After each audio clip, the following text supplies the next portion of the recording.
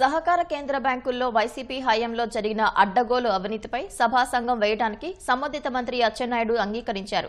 Speaker ఏ నిర్ణయం తీసుకున్నా కట్టుబడి ఉంటామన్నారు. వైసీపీ హయాంలో సహకార కేంద్ర బ్యాంకుల్లో చోటు చేసుకున్న అక్రమాలపై సరైన చర్యలు తీసుకోవటం లేదని సభ్యులు ఆక్షేపించారు. అయితే హైకోర్టు స్టే ఇవ్వటం వల్లే విచారణకు ఆటంకాలు ఎదురవుతున్నాయని అచ్చెన్నా సభకు వివరించారు.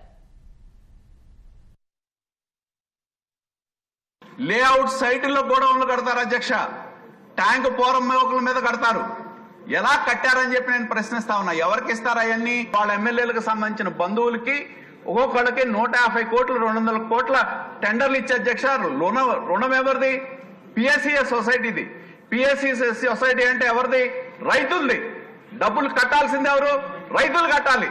కానీ అప్టాప్ నుంచి సెంట్రల్ బ్యాంక్ దాకా రివ్యూ మీటింగులు పెట్టి బలవంతం చేసి మెడ మీద కత్తి పెట్టి సొసైటీ ఎక్కడో ఉంటది, ఏదో ఊళ్ళో ఉంటది, ఆ బిల్డింగ్ వెళ్ళి ఊరి చివర ఎక్కడో శ్మశానంలోనూ కాలనీలో ఉన్న కామన్ సైట్లో ఉంటది. ప్రభుత్వం మారిన తర్వాత మేము లెటర్ పెడితే 2 నెలలకు కానీ ఎంక్వైరీ చేయలే. మీరేదో చిన్న సొసైటీ స్థాయిలో వాళ్ళ మీద కాదు, ఎఫ్టాప్ స్థాయిలో ఉన్న ఎండీని ఖచ్చితంగా యాక్షన్ తీసుకోవాల్సిన అవసరం ఉంది. 2 సొసైటీల మీద ఎంక్వైరీ చేస్తే అధ్యక్ష 52 వేస్తే 70 లక్షల రూపాయలు ఒక సొసైటీలో అవినీతి కోరుమిలి సొసైటీలో వచ్చింది అధ్యక్ష. దరిస్పర్రు అనే గ్రామంలో వేస్తే 51కి రికమెండ్ చేస్తే ఈ రోజు వరకు ఎంక్వైరీ జరగలేదు అధ్యక్ష. అది తిరిగి వాళ్ళ దగ్గర ఆర్ఆర్ యాక్ట్ ప్రకారం రికార్డు చేయించవలసిందిగా మంత్రి గారిని కోరుతున్నారు అధ్యక్ష. ధన్యవాదాలు. 1965 యాక్ట్ ప్రకారం మార్టిగేజ్ పెట్టకుండా ప్రభుత్వ హామీతో లోన్ కూడా ఇవ్వదు అధ్యక్ష, ఇవ్వకూడదు అధ్యక్ష. డీసీసీ నేను ఏమన్నా చెప్పాను, కానీ ఆప్కాప్ ఇచ్చింది అధ్యక్ష.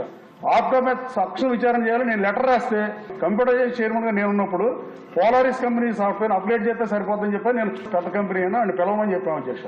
పిలవకుండా నేను తప్పుకునే వరకు ఆపి అవుట్డేటెడ్ సాఫ్ట్వేర్ కొని కుంభకోణం చేసిన మాట వాస్తవం అధ్యక్ష. ఇది ఎమ్మెల్యే అయినా కూడా ఏమీ చేయలేకపోతుంది అధ్యక్ష. 9 మాసాల నుంచి ఇంతకన్నా జరుగుతున్నాం దౌర్భాగ్యం ఏలేదు అధ్యక్ష. ఎంక్వైరీ చేసినా కూడా ఇవాళ కూడా ఎవరు ఎంక్వైరీ జరగలేదు అధ్యక్ష. ఆప్కాబోర్డ్ సాఫ్ట్వేర్ అన్ని తప్పులేదు అన్నారు అధ్యక్ష. రైతులు ఇప్పుడైనా వేస్తారా ఇలా 9 మాసాల నుంచి అదే సీఈఓ నుంచి అదే ఆప్కాబ్ ఎండీ నుంచి అంటే మీ మీద మీరే ఎంక్వైరీ చేసుకుంటే బయట పెడతారు అధ్యక్ష. సెక్రటరీస్ ని డీసీసీ బిల్ని అందరినీ ట్రాన్స్ఫర్ చేయాలని చెప్పి ఒక స్పష్టమైన హెచ్ఆర్ పాలసీ తీసుకొని జీవో ఇచ్చి అమలు చేయడానికి ముందుకెళ్ళాం అధ్యక్ష. హైకోర్టు దాన్ని స్టే చేశారు, అది ఇంప్లిమెంట్ చేయలేకపోయాం. స్టే వెకేట్ అయితే ఉద్యోగస్తుల నుంచి తీవ్ర అభ్యర్థం ఉన్నా అమలు చేయడానికి ప్రయత్నం చేస్తున్నాం అధ్యక్ష. ఈ 9 మాసాల్లో పేపర్లో పడినా గౌరవ సభ్యులు నా కంప్లైంట్ ఇచ్చినా ఇమీడియట్ గా నేను యాక్షన్ తీసుకుని చర్యలు ప్రారంభిస్తే దాని మీద ఇమీడియట్ గా కోర్టుకు వెళ్తున్నారు అధ్యక్ష. కోర్టు ఇమీడియట్ గా స్టే చేస్తుంది. స్టేలో ఏం చెప్తున్నారు?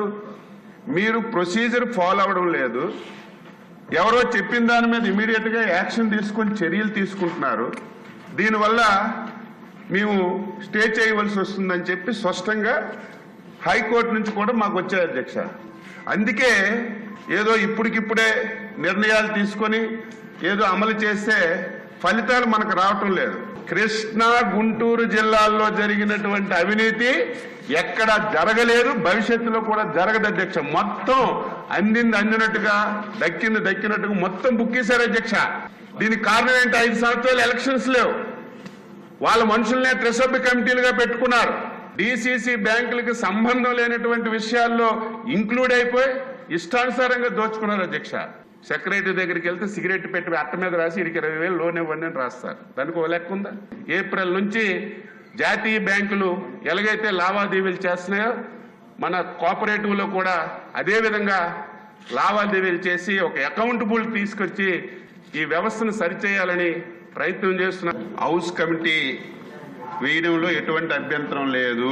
స్పీకర్ గా ఆ స్థానం ఏ నిర్ణయం తీసుకుంటే ఆ నిర్ణయానికి కట్టుబడి ముందుకెళ్తాం.